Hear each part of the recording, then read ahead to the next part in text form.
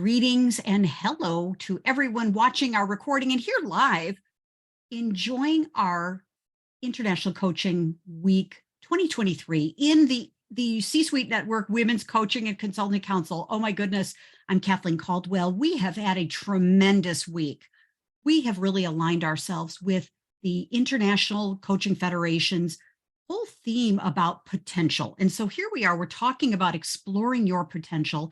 And you know how we operate in our council is we take potential, move it into action, and then turn it into positive outcomes. And so it is so delightful for me to share today our great speaker, esteemed faculty member, Katherine Sellery is here to be our speaker. And I'll tell you more about Katherine in a moment, but just to do a quick recap. I'm Kathleen Caldwell, founder of the C-Suite Network Women's Coaching and Consulting Council. I'm an author, speaker, trusted advisor, founder of the Women's Success Accelerator. I am a woman who's all about coaching, all about mentoring. And the most important thing right now in my life, as always, is beloved partner to my husband, Michael, and ballroom dancing partner. So we're taking a little break on the ballroom, but we're getting back to it. So just showing the balance of, in our council, we have such powerful women doing extraordinary things, and can't wait to tell you about everything we're doing. Yesterday, I just got the great privilege of having a session that was really excellent, great interaction, all about how to coach women in corporate.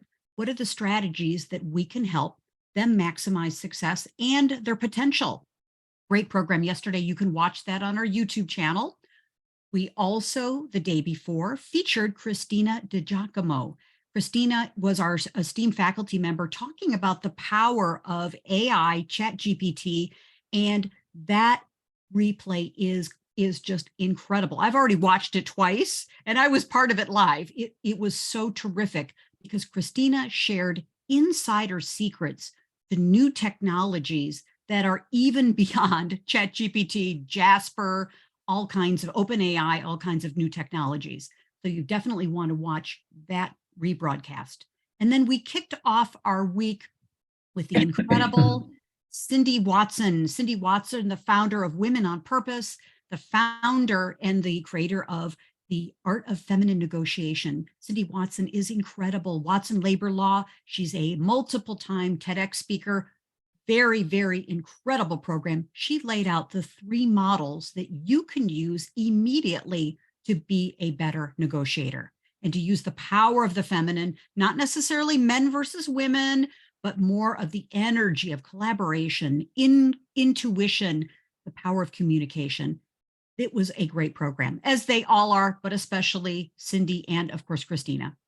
So starting off our broadcast today in our program is, I always like to start with a definition, and you can read this for yourself about potential, but I love the fact that the word potential is an adjective as well as a noun. And so we're talking about potential, and it exists in possibility, and it's all about, I think it's about opportunity. So perfect for today's topic, and so thinking about potential, we like to pause and have you think for just a moment. What does possibility mean for you, especially in the context of today's conscious parenting? What does it mean to you to be a conscious parent, grandparent, supporter of the youth in our world, but also marry this with the potential of being an extraordinary person in the world of business and in the world of life? So thinking about potential and living into that. And then finally, you can't pick up a news feed, read a newspaper or magazine or anything and not see that the world is, of course, changing again. The impact of the pandemic has really hit parents, especially when it's the intersection of parenting and work. You can see SHRM is very concerned and advocating. There are more and more people that are leaving the workforce, men and women, and women are finding that it's hard to go back to working in the office. The work from home movement has been so powerful. And of course, Pew Research did a super study just recently, just talking about the latest things that are happening with parenting in America right now. And so we are so excited to introduce our esteemed faculty member, Katherine Sellery. She is an expert when it comes to conscious parenting. She, in fact, wrote the book and is creating the global conscious movement around conscious parenting revolution. Katherine is a 3-time TEDx speaker. She's an author. She is an advocate. She's a world leader. She is just an incredible person with programs, products, services, VIP programs for parents who are really committed to becoming a conscious parent, and also groups and courses. I mean, Katherine, I could keep going on and on and on about everything that you have going on, because you are truly committed to not only parents, but also children and people around the world. So with that, I'd like to turn the podium over to you. And, what is this whole thing about conscious parenting? How can we really maximize this mindset, not only for our potential for growth personally and professionally? So would love to. I am so excited to be here. Thank you so much. And what a beautiful introduction. It's funny, as you talked about the whole potential thing, I was just thinking, I was on a client call before joining this today. And it was one of the calls where the conversation had a lot to do with helping this family, the parents, shift a little bit away from trying to get like this one behavior to change in their child, which had to do with being on her phone too much. So 13-year-old on her phone too much. If anybody out there has a 13-year-old who's on her phone too much, you've probably been in this conversation. And I said, well, is it really about the phone? Is it the phone that bothers you? Or tell me a little bit more about that, because, they had said that, we have to enforce the boundary, enforce the rule. Now I hear this all the time, and it so alarmed me that I was like, we have to talk. And it's so much more than about the phone. It's this whole idea of, no, but I want my child to be well-rounded, right? I mean, we were talking about balance earlier, right? So this applies to the life story of balance, which is always something I think all of us are struggling with. I know there's some masters out there who've mastered the balance thing. I just don't know them very well. And for the rest of us, it's a constant falling off and getting back on and falling off and getting back on. And so it is with our kids.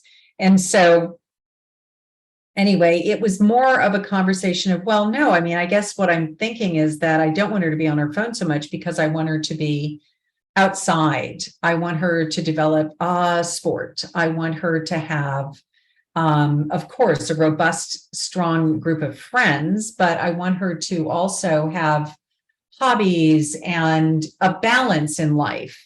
And I said, okay, so we can see that this is really not the problem, is it?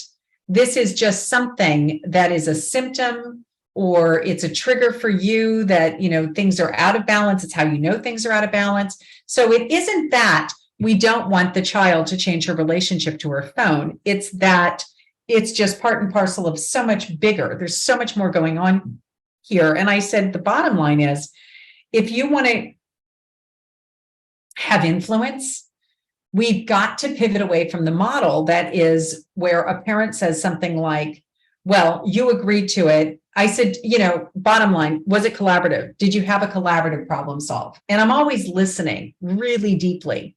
And because they've worked with me for a while, the mom was able to pop up and say, well, I don't think she would say it was collaborative. And I said, well, that's the only test. The only test here is whether or not your daughter would feel like she could speak freely about whether this did or didn't work for her. Because what I hear you saying is that the atmosphere was such that she only thought that she could give you one answer, which was, oh, yes, that's fine. Okay, I can do that. When she said yes and she meant no, at that moment, this was not collaborative.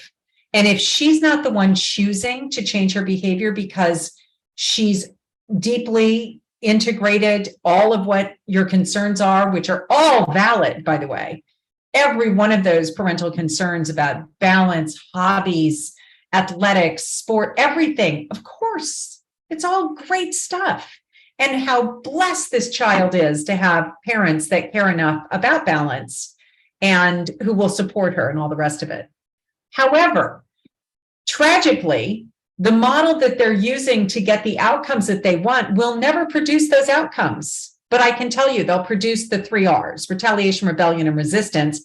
And they're so deeply experiencing the resistance right now that they then have translated that into disrespect, which has, in my mind, only one possibility, is that it's a mirror on the wall.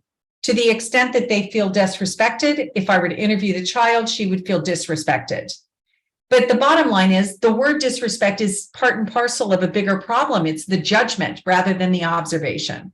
So in the conscious parenting revolution, we attempt to move down that road, which is a life path of moving past the judgments into the land of what Rumi called, I'll meet you in that field over there beyond right doing and wrong doing, where we can have those authentic conversations about, wow, I'm just observing that when you spend this amount of time doing this, there's very little time to do other things. What do you think about that? As opposed to, there's something wrong with you. So it's a big conversation. It extends in every one of our rooms, with or without children. It's the conversation about, how do I develop connection so that you feel so seen, heard, and understood from your perspective, that you are honoring me by seeing me from my perspective. And if we can overcome our bias against children, then we may be able to have conversations that authentically move someone just as they would move a friend or a colleague. So we can move our children into deeply hearing, seeing, and understanding our wisdom, which we do have, but gets squandered somehow and not honored when we've developed the resistance, the retaliation, and the rebellion by having adopted a power over model that uses rewards and punishments, power over using consequences, all of those things that are theoretically supposed to help us move a person in the direction of seeing the light don't work. And it's not only that they don't work with kids, they don't work with anyone. Oh, Katherine, you're hitting so many important points, because what I'm also hearing is how, potential is really not even available if, we as human beings, we as parents, we as coworkers, whatever, we're in the 3 R's, as you talk about that. Yeah. And, it's like we've got the earmuffs on when it comes to potential, can't even hear it. Yeah. Yeah. And if you have autonomous children or adults or anyone, not only that, but unless I'm choosing it, if I have a really strong vein of autonomy in me, and I can be 2 years old, I can be 10 years old, I can be 50 years old, I can be an 80-year-old. If I come from that place of, if you think you have power and control over me and you're going to make me do it, I now have to prove you can't make me do anything. So even if my intention was to go to the kitchen and clean up the dishes, the fact that you're now telling me to do it, I can't. Yeah. Can't do it now. Wow. Because then all of a sudden I'm doing it because you think you made me. And I need to let you know no one makes me do anything. And so here we go. We're in the dance of anger and defiance that I am now locked into to prove that you can't make me do anything. And it has nothing to do with cleaning up the kitchen anymore. Yeah. Yes. The dishes and the cleaning in the kitchen are just a metaphor for what you're talking about. It's the control. Exactly.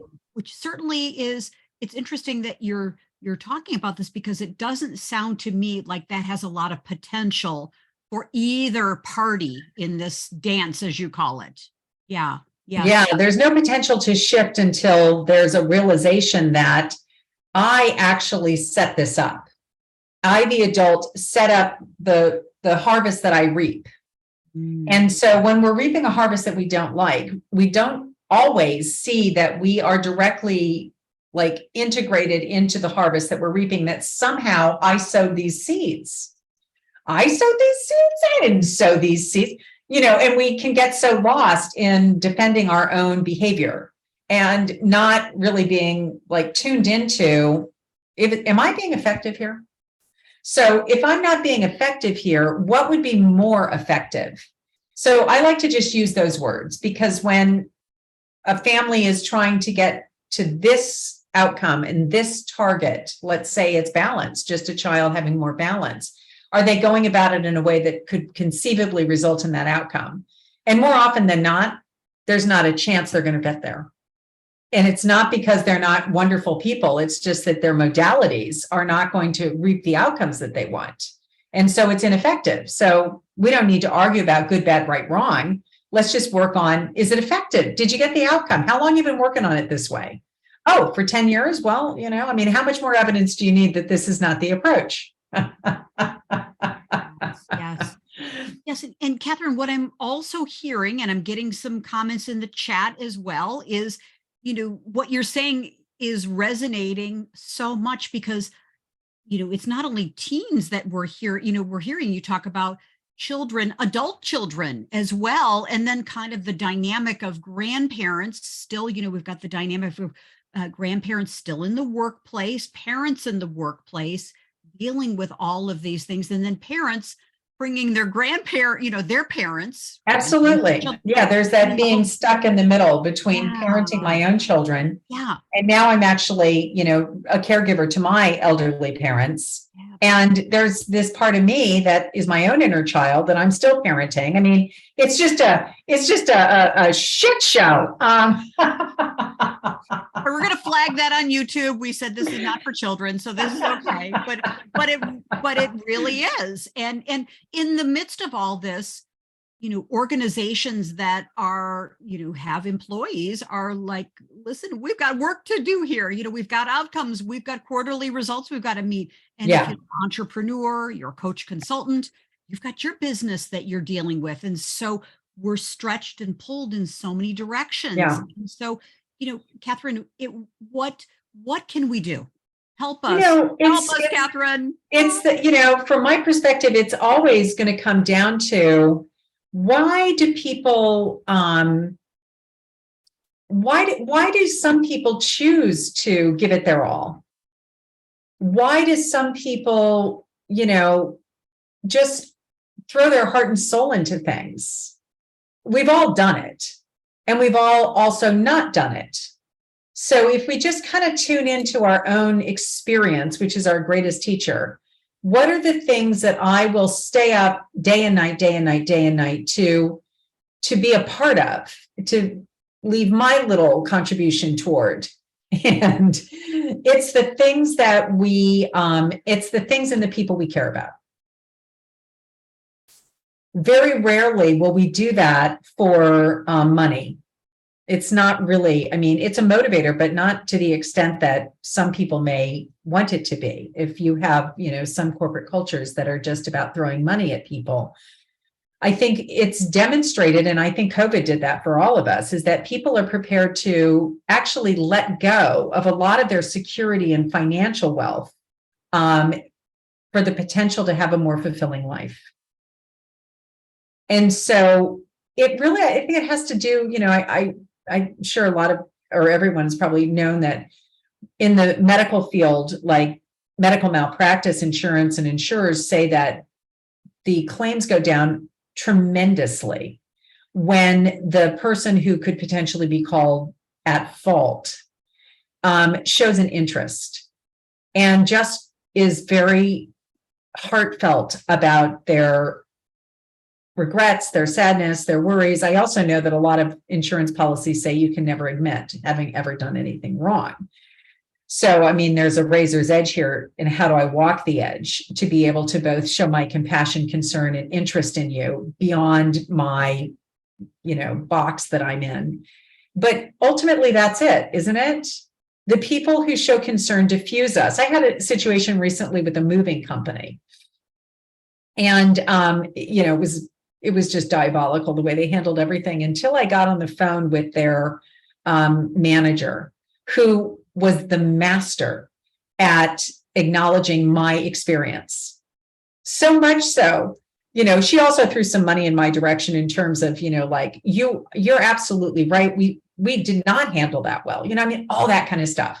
And I thought to myself, I'd hire you in a heartbeat, because you took me and you heard me, you understood me, you acknowledged me, you reflected back to me. All of those are the thing that you do not only in corporate culture, but in your family culture. And when you do that with anyone, right, you can see how you shift the tide. And it's so funny. The thing about children is that we, as the adult population, don't really get the extent to which we have the negative view of children. We don't understand the paradigm that, in spite of ourselves, with us doing absolutely nothing, was integrated into our consciousness, which is that script that they're being manipulative, they're out to get me, that this was intentional, they should have known better. All of these kinds of things can actually set you on a path to justifying your own coming down hard on them because they have to learn script, which is just part of a whole way of looking at things. And when you have a different way of looking at things and you look at behaviors that you don't like as the tragic expression of an unmet need. And if these are behaviors that they're symptoms really, as opposed to the problem. And so, oh, wow, okay, then what are the underlying unmet needs that we could address here in order to see this all disappear? And I think that's kind of the main issue, is if we can shift our paradigm to look at things that are supposedly the problem as the presenting problem, but not the issue. Kind of like the phone, earlier that I was talking about with this other family.